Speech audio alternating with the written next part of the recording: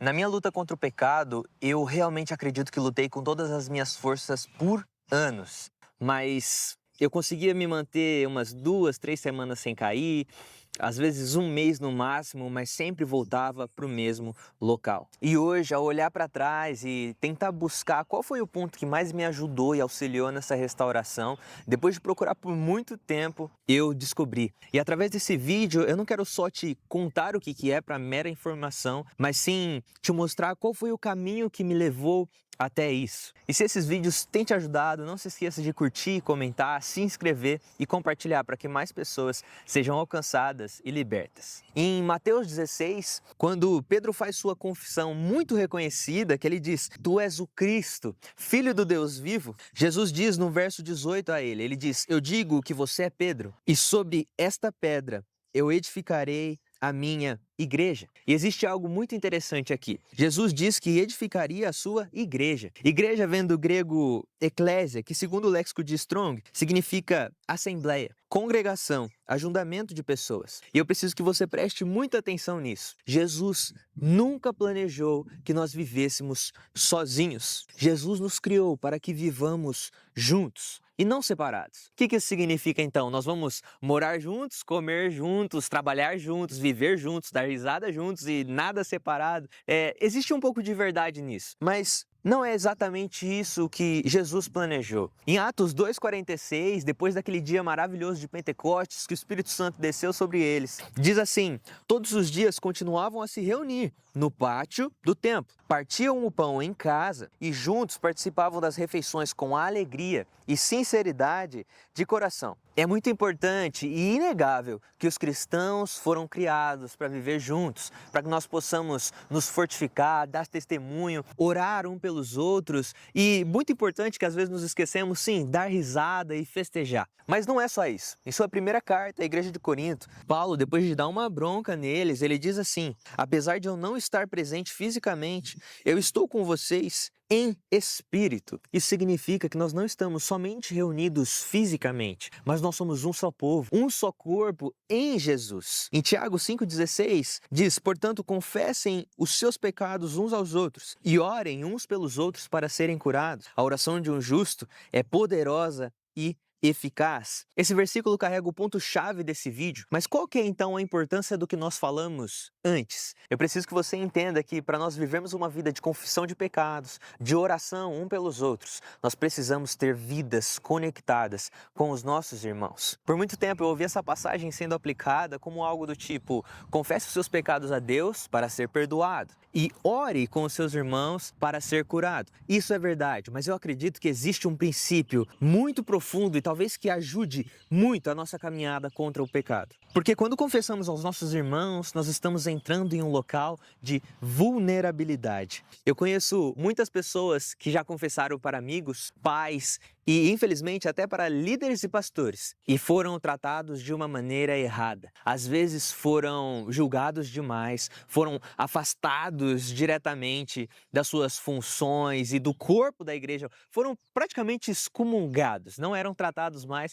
como parte da igreja. Mas o que eu quero te trazer aqui é que essas pessoas falharam. Eles usaram a vulnerabilidade boa que existe na confissão de uma maneira ruim, deixando praticamente reavivar o velho homem que havia neles. E em 2 Coríntios, Paulo fala de um homem que já teria sido corrigido e que não mais precisaria de disciplina, e agora seria necessário a igreja reafirmar o amor que tinha por ele. Diz assim, em 2 Coríntios, no capítulo 2, no verso 6 até 8, a punição que lhe foi imposta pela maioria já é suficiente. Agora, pelo contrário, vocês devem perdoar-lhe e consolá-lo, para que ele não seja dominado por excessiva tristeza.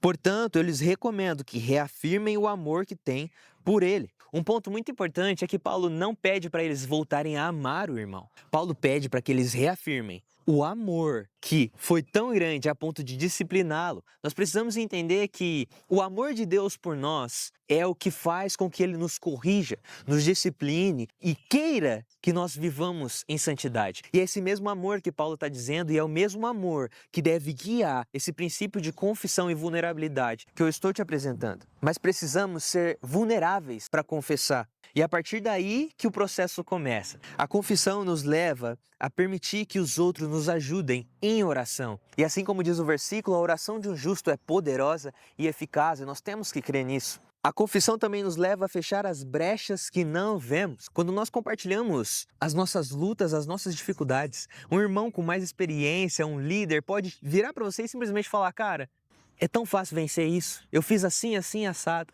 Isso que você está fazendo é errado. Isso aqui que você está fazendo é uma brecha e você não está vendo.